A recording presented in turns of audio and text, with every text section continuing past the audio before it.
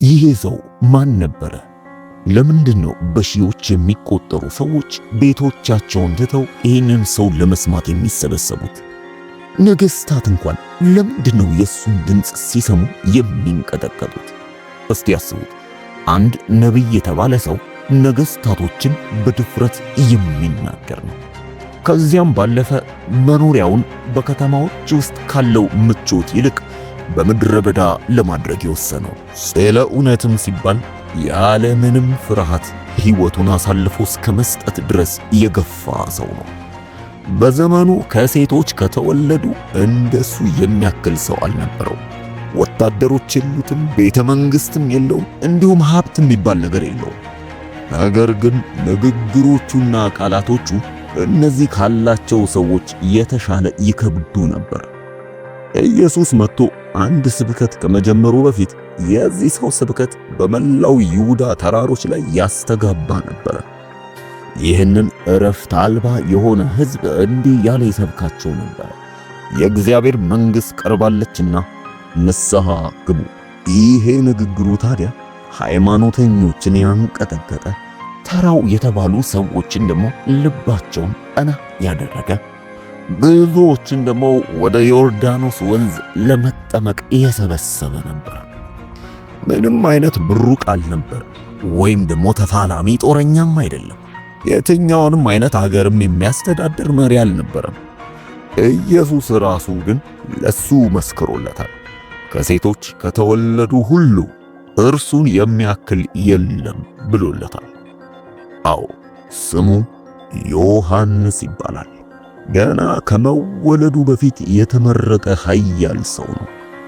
በማኅፀን ውስጥ በመንፈስ ቅዱስ የዘለለ፣ ለአንድ ዓላማና ተልእኮ ብቻ የተለየ፣ ለጌታ መንገድን የሚያዘጋጅ መጥምቁ ዮሐንስ።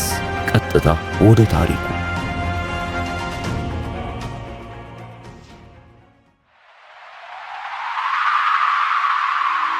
የመጥምቁ ዮሐንስ ታሪክ የሚጀምረው በምድረ በዳ በበረሃ ውስጥ አልነበረም። ይልቁንስ በእግዚአብሔር ቤተ መቅደስ ውስጥ ይጸልይ የነበረ የአንድ በዕድሜው የጎለመሰ ካህን ታሪክ ነው።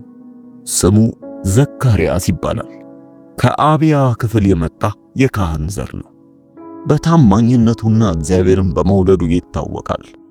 ባለቤቱም ብትሆን በጣም ታማኝና እግዚአብሔርን የምትወድ ጻድቅ ሴት ነበረች። እሷም ቢሆን የመጀመሪያው ካህን የሆነው የአሮን ካህን ዘር ነበረች። ታዲያ እነዚህ ሁለቱ ዓለም ሁሉ በተበላሸበትና ክፉ በሆነበት ዘመን ውስጥ ያለ ነቀፋ እግዚአብሔርን በማምለክና በጽድቅ በቅድስና ይኖሩ የነበሩ ቤተሰቦች ናቸው። ምንም ያህል ግን ታማኞች እንደሆኑ ቢታወቅም በቤታቸው ግን አንዳች እንከንና ሐዘን ነበረ። እነዚህ ሰዎች ቤት ልጅ አልነበረም። ኤልሳቤጥ መካን ነበረች። መጽሐፉ ስለ እነሱ ታሪክ ሲያስተዋውቀን ልጅ የመውለድ እንኳን ጊዜያቸው አልፎና አርጅተው ነበር ይላል። በእስራኤል ውስጥ ደግሞ አንዲት ሴት መካን ነች ማለት እጅግ በጣም የሚያሳፍር ነገር ነበር። ምክንያቱም የእግዚአብሔር በረከት በቤታቸው ያልገባ በኀፍረት የተሞላ ቤተሰብ ተደርጎ ይታይ ነበር። በዚህም ምክንያት ያ ቤተሰብን የሚያስቀጥል ዘር አልባ ወይ ዘር የሌለው ቤተሰብ ተደርጎ ይታያል። ነገር ግን እነዚህ ሰዎች ይሄ የቤታቸው ጉዳይ እግዚአብሔር ላይ እንዲያማርሩ አላደረጋቸው። ይልቁንስ ጸሎታቸውን በእምነት ቀጥለው ነበር። ምንም እንኳን ጸሎታቸው ሊመለስ እንደማይችል እርግጠኛ የሆኑ ቢመስልም ይሄንን የሚመስል ጸሎት ግን መቀጠላቸውን አላቆሙ። ዘካርያስ ሁል ጊዜ በቤተ መቅደስ የሚገባውን ሥርዓት ለእግዚአብሔር ያቀርብ ነበር። ኤልዛቤጥም ብትሆን በቤቷ በጸጥታ ሆና ተደብቃ ወደ አምላኳ ወደ እግዚአብሔር ትጮኻለች። ሰማይ ግን ለነዚህ ሰዎች የተለየ ታሪክ ነበር ያዘጋጀው። ታዲያ ከዕለታቶች አንድ ቀን አንዳች ድንቅ ነገር ወደዛ ቤተሰብ ገባ። ዘካርያስ ከዕለታት አንድ ቀን እንደ ካህናት ሥርዓት ወደ ጌታ ቤተ መቅደስ ገብቶ ለማጠን ዕጣ ደረሰለት። ይህ ዕጣ ብዙ ጊዜ የሚደርስ አይደለም። በጣም ትልቅም ዕድል ተደርጎ የሚቆጠር ታላቅ ነገር ነው። በዕጣንም ጊዜ ሕዝቡ ሁሉ በውጪ ቆመው ይጸልዩ ነበር። የጌታም መልአክ በዕጣኑ መሠዊያ ድንገት ለዘካርያስ በቀኝ በኩል ቆሞ ታየ። ዘካርያስም ባየው ጊዜ ደነገጠ፣ ፍርሃት ወደቀበት። መልአኩም ለዘካርያስ እንዲህ አለው፣ ዘካርያስ ሆይ ጸሎትህ ተሰምቶልሃልና አትፍራ። ሚስትህ ኤልዛቤጥም ወንድ ልጅ ትወልድልሃለች፣ ስሙንም ዮሐንስ ትለዋለህ። ደስታና ተድላም ይሆንልሃል፣ በመወለዱም ብዙዎች ደስ ይላቸዋል። በጌታ ፊት ታላቅ ይሆናልና የወይን ጠጅና የሚያሰክር መጠጥ አይጠጣ። ገናም በእናቱ ማኅፀን ሳለ መንፈስ ቅዱስ ይሞላበታል። ከእስራኤል ልጆች ብዙዎችን ወደ ጌታ አምላካቸው ይመልሳል። እርሱም የተዘጋጁትን ሕዝብ ለጌታ እንዲያሰናዳ የአባቶችን ልብ ወደ ልጆች የማይታዘዙትንም ወደ ጻድቃን ጥበብ ይመልስ ዘንድ በኤልያስ መንፈስና ኃይል በፊቱ ይሄዳል። ዘካርያስም መልአኩን እኔ ሽማግሌ ነኝ፣ ሚስቴም በዕድሜዋ አርጅታለችና ይህ በምን አውቃለሁ አለ። መልአኩም መልሶ እኔ በእግዚአብሔር ፊት የምቆመው ገብርኤል ነኝ፣ እንድናገር ይህችን የምሥራች እንድሰብክ ተልኬ ነበር። እነሆም በጊዜ የሚፈጸመውን ቃሌን ስላላመንክ ይህ ነገር እስከሚሆን ድረስ ዲዳ ትሆናለህ፣ መናገር አትችልም አለው። ዘካርያስም ከዚህ በኋላ መናገር አቅቶት ጸጥ አለ። ታዲያ ከቤተ መቅደስ ሥርዓቱን አሰናድቶ በወጣ ጊዜ ሕዝቡም ዘካርያስን ይጠብቁት ነበር። በቤተ መቅደሱም ውስጥ ስለዘገየ ይደነቁ ነበር። በወጣም ጊዜ ሊናገራቸው አልቻለም ነበር፣ አፉ ስለተዘጋ። ታዲያ እነርሱም አስተዋሉ፣ በቤተ መቅደስ አንዳች ራእይ እንዳያወቁ። እሱም ይጠቅሳቸው ነበር፣ ድዳም ሆኖ ኖረ። የማገልገሉም ወራት ሲፈጸም ወደ ቤቱ ሄደ። ከዚህ ወራት በኋላ ሚስቱ ኤልሳቤጥ ጸነሰችና ነቀፈታዬን ከእርሱ መካከል ያስወገደልኝ ዘንድ ጌታ በተመለከተበት ወራት እንዲያደርጎልኛል ስትል ራሷን 5 ወር ሰወረች። ታዲያ የዚች ሴት የመውለጃ ወራቷ በደረሰ ጊዜ የቤቷ አካባቢ በመደነቅና በሚያስገርም ሁኔታ መሞላት ጀመረ። በአካባቢዋ በጣም የሚያቋት የሩቅ ዘመዶች፣ ቤተሰቦች፣ ጎረቤቶች መሰባሰብ ጀመሩ። ይህንን የእግዚአብሔርን ታላቅ ድንቅና ተአምር ለማየት ሁሉም ወደ ቤታቸው ይጎርፍ ጀመር። በእግዚአብሔር ቃል የተገባ ልጅ ሊቀበሉ ተዘጋጁ። እንደተባለውም በቃል ኪዳን ቃል የተገባው ልጅ ተወለደ። ጎረቤቶቿም ዘመዶቿም ጌታ ምሕረቱን እንዳገነነላት ሰምተው ከእርሷ ጋር ደስ አላቸው። በስምንተኛውም ቀን ሕፃኑን ሊገርዙት መጡ። በአባቱም ዘካርያስ ሊሉት ወደዱ። እናቱ ግን መልሳ አይሆንም፣ ዮሐንስ ይባል አለች። እነርሱም ከወገንሽ ማንም በዚህ ስም የተጠራ የለም አሏት። አባቱም ማን ሊባል ትወዳለህ ብለው ጠቀሱት። ብራናም ለምኖ እንደዚህ አላቸው፣ ስሙ ዮሐንስ ነው ብሎ ጻፈ። ሁሉም አደነቁ። ያን ጊዜ ከብዙ ወራት በኋላ የዘካርያስ አንደበት ተከፈተ፣ ምላሱም ተፈታ፣ እግዚአብሔርንም እየባረከ መናገር ጀመረ። በዚህ ሰዓት ግን በሁሉም ላይ ፍርሃት ወደቀባቸው። እንዲች ያለ ታላቅ ታሪክ በአካባቢው ተሰምቶ አያውቅም ነበር።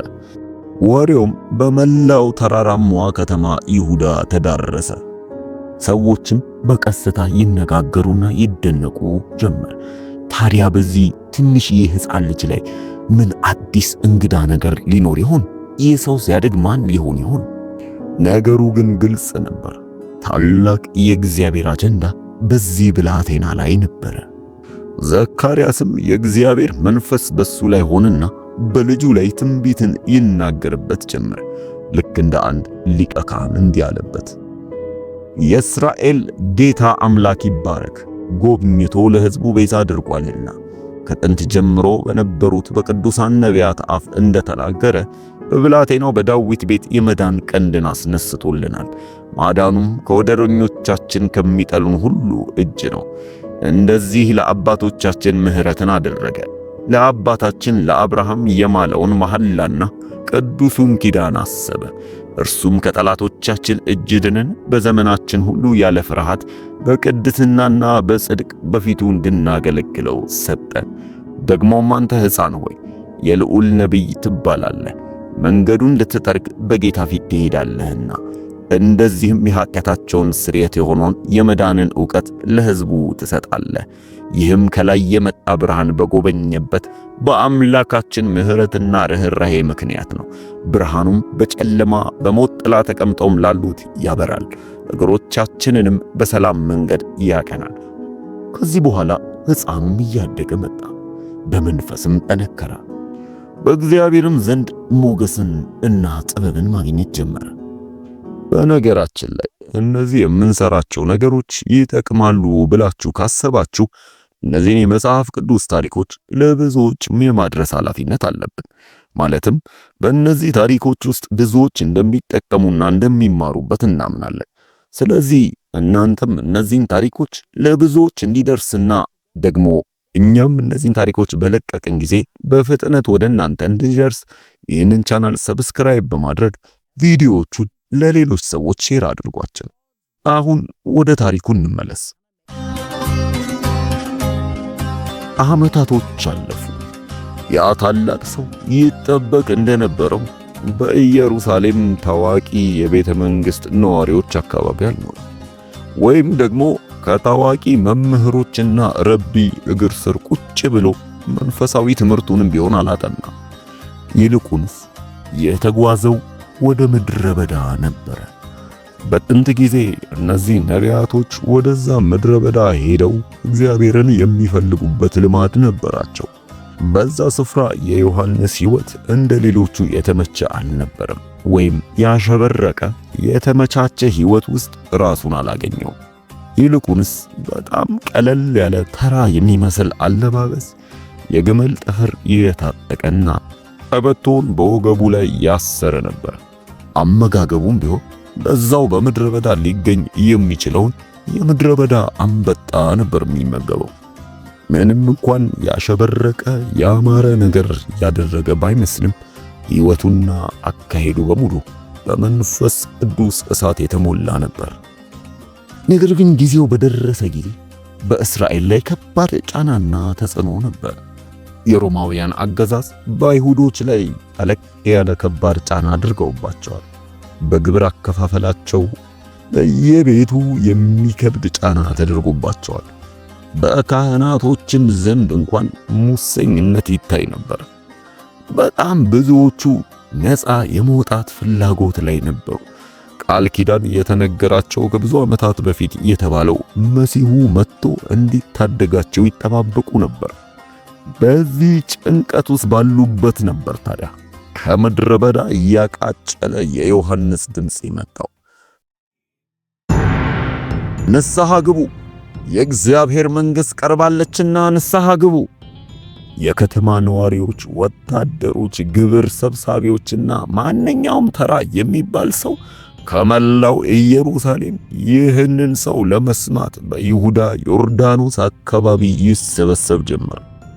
ቃሎቹን ለመስማትና የንስሐ ጥምቀትን ለመጠቀም በሱ አካባቢ የሆኑ ነበር። እንዲያውም ፈሪሳውያንና ሰዱቃውያን እንኳን ከኢየሩሳሌም ድረስ መጥተው ይህንን ሰው ለመስማት ይፈልጉ ነበር።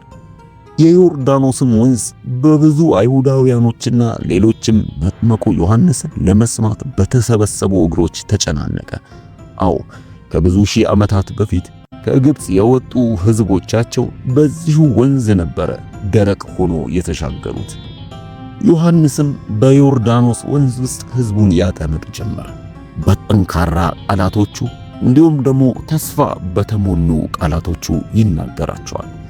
እኔ በውሃ አጠምቃችኋለሁ፣ ከኔ በኋላ ግን የሚመጣው የእግሮቹን ጠፍር እንኳን ልነካ የማይገባን እርሱ በመጣ ጊዜ በመንፈስ ቅዱስና በእሳት ያጠምቃችኋል። የዚህ ሰው በዮርዳኖስ የማጥመቅ ሥራ የሰዎችን ልብ የመመለስና ለንስሐ የማዘጋጀት ነበር። የሚያዘጋጃቸውም ከሱ በኋላ ሊመጣ ለነበረው ነው። የሃይማኖት መሪዎች እንኳን ሳይቀሩ ከዮሐንስ ስብከት ማምለጥ አልቻሉም ነበር።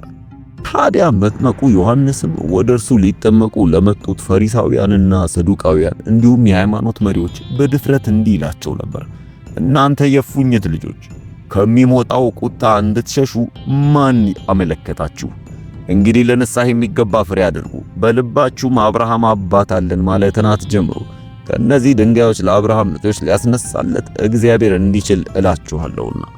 ዮሐንስ ፍርሃት አልባ ነበረ። ምንም ስለ ማንም ማንነት ግድ አይለው። ይልቁንስ የተላከበትን ያንን ዓላማ መልእክቱን ማስተላለፍ ነበር የሱ ዋና አጀንዳ። ተልእኮውም ዓላማውም አንድ ነው፤ የሰዎችን ልብ ለጌታ መንገድ እርጊያ ማዘጋጀት ነው። አንድ ቀን ታዲያ እንዲህ ሆነ። በተለመደው ሁኔታ ዮርዳኖስ በብዙ ሕዝቦች ተጨናንቆ ነበር። ከእነዚህ ሕዝቦች መካከል ታዲያ አንድ ሰው መጣ። አዎ፣ ሲጠበቅ የነበረው የናዝሬቱ ኢየሱስ። ስለሱ መምጣት ወሬዎች ይናፈሱ ጀመር። የሚገርመው ግን ዮሐንስ ገና እንዳየው ማን እንደሆነ አውቆታል። በሕይወቱ ዘመን ሁሉ ሲዘጋጅለት የነበረው ይጠበቅ የነበረው መሳያ እንጂ አንድ ተራ ሰው እንዳልመጣ አወቀ።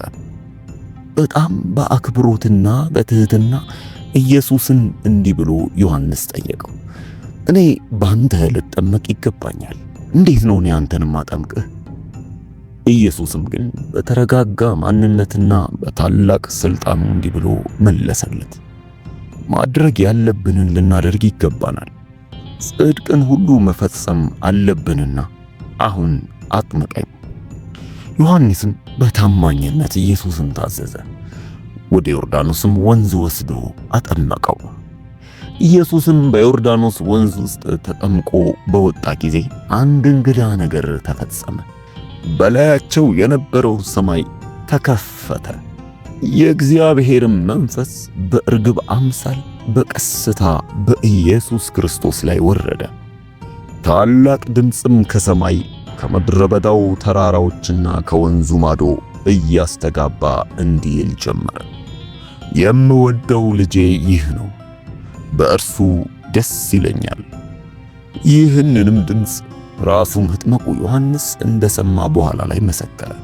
መንፈስ ከሰማይ እርግብ ሆኖ ሲወርድ አየሁ፣ በእርሱ ላይም ኖረ። እኔም አላውቀውም ነበር። ዳሩ ግን በውሃ አጠምቅ ዘንድ የላከኝ እርሱ መንፈስ ሲወርድበትና ሲኖርበት የምታየው በመንፈስ ቅዱስ የሚያጠምቅ እርሱ ነው አለኝ። እኔም አይቻለሁ፣ እርሱም የእግዚአብሔር ልጅ እንደሆነ መስክሬአለሁ። ይህንን ሲናገር ሕዝቡ ሁሉ ሰሙት። ከዚህ በኋላ የዮሐንስ ሕይወቱን ሁሉ የተዘጋጀበትም አገልግሎት በሚያስደንቅ ማረጋገጫ ተፈጸመ።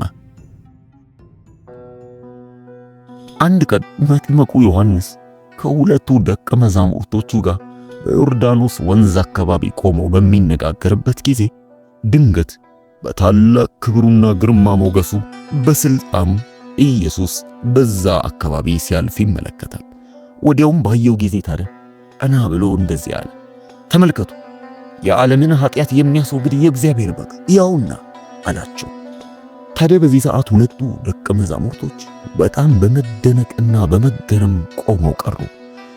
ታዲያ ዮሐንስ እስከ ዛሬ ድረስ ያወራለት የነበረ ያ የሚጠበቀው መሲሁ እንደሆነ አወቁ። የእያንዳንዱ ሰው ተስፋና የቃል ኪዳን ፍጻሜው። ያለምንም ውዝግብም ዮሐንስን ትተው ኢየሱስን መከተል ጀመሩ።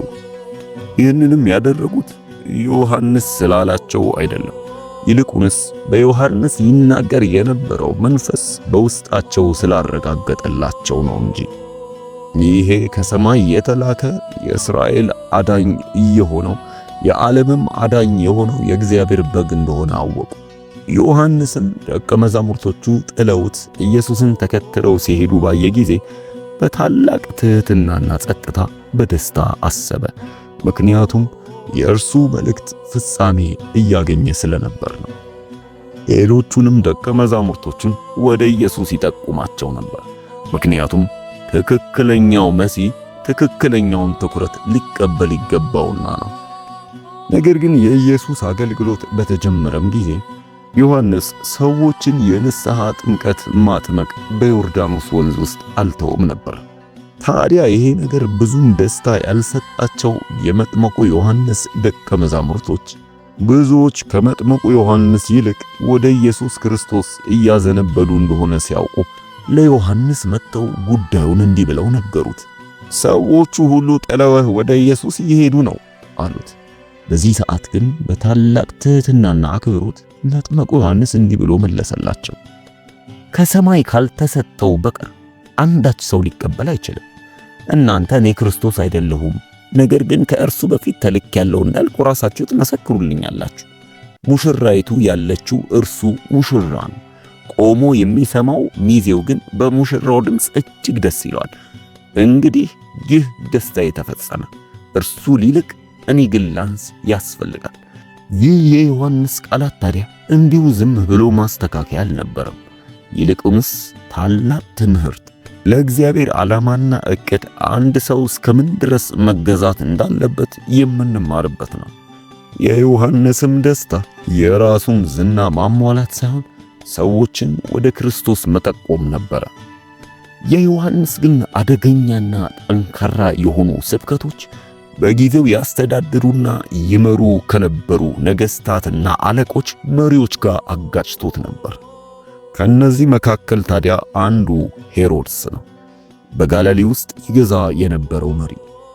ታዲያ መጥምቁ ዮሐንስ ምን እንደሚመጣበት እያወቀ ያለምንም ፍርሃት በግልጽ እንዲህ ብሎ ሄሮድስን ተናግሮት ነበር። ይህ ላንተ እሷን ታገባት ዘንድ አልተፈቀደም ብሎት ነበር። ይህንን የተናገረው በጊዜው ሄሮዶስ አግብቷት ስለነበረው ስለ ሄሮዳያ ነው። የወንድሙን የፊልጶስን ሚስት አግብቶ በነጻነት ይኖር ነበርና ነው። ይህንን በማድረጉ ታዲያ ዮሐንስ ከምድረ በዳ ሆኖ ድምፁን አሰምቶታል። የእነዚህም የሁለቱ ትዳር እጅግ በጣም ውስብስብና ርኩሰት የተሞላው ነው። ከእግዚአብሔርም ሕግ በግልጽ ያፈነገጠ እንደሆነ ተናገረ።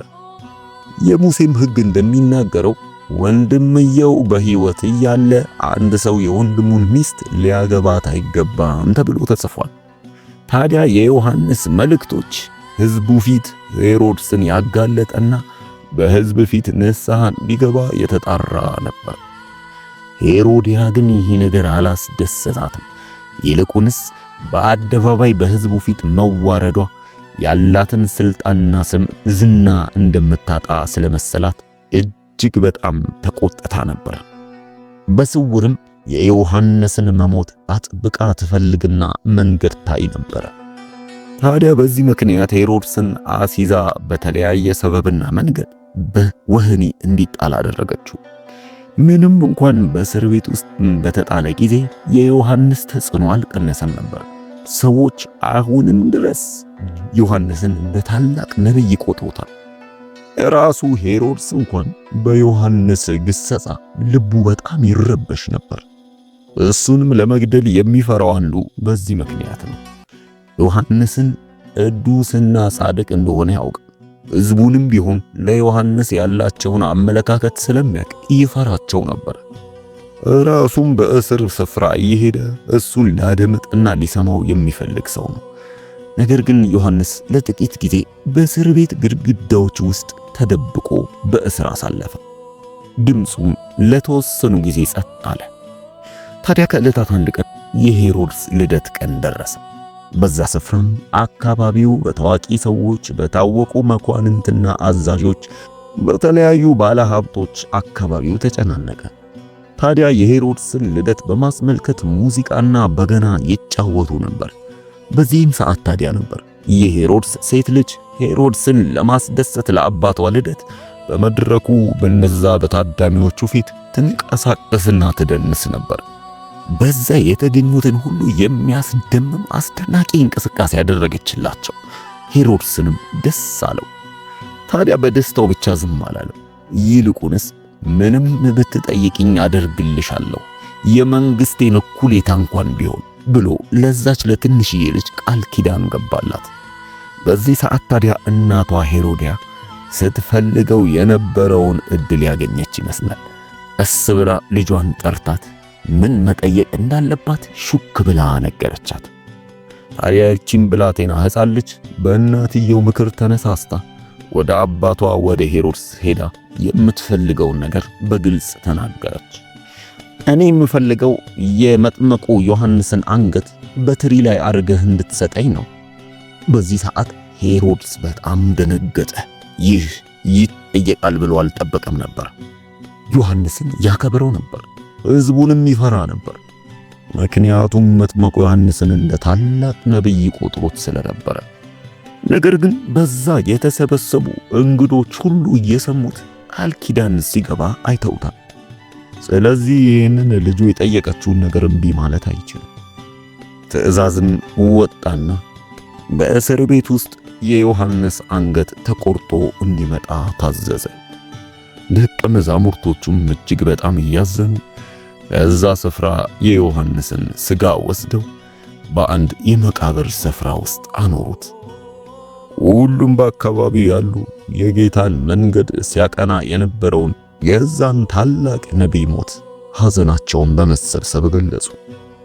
ኢየሱስም ስለ ዮሐንስ ሞት በሰማ ጊዜ ከአካባቢው ካለው ግርግር ወደ ገለልተኛ ስፍራ ሄደና ይጸልይ ጀመር። እግዚአብሔር አባቱም ጥበቃ እንዲያደርግለት መጸለዩን ቀጠለ። ለእሱም አገልግሎት በታማኝነት እግዚአብሔርን ታዞ መንገድ ሲጠርግ የነበረው ታላቅ ነቢይ በመሞቱ ልቡ በጣም አዝኖ ነበር። ምንም እንኳን የዮሐንስ ሕይወት ባጭሩ የተቀጨ ቢመስልም የዮሐንስ ግን ዓላማና ትኩረት ተፈጽሞ ነበር።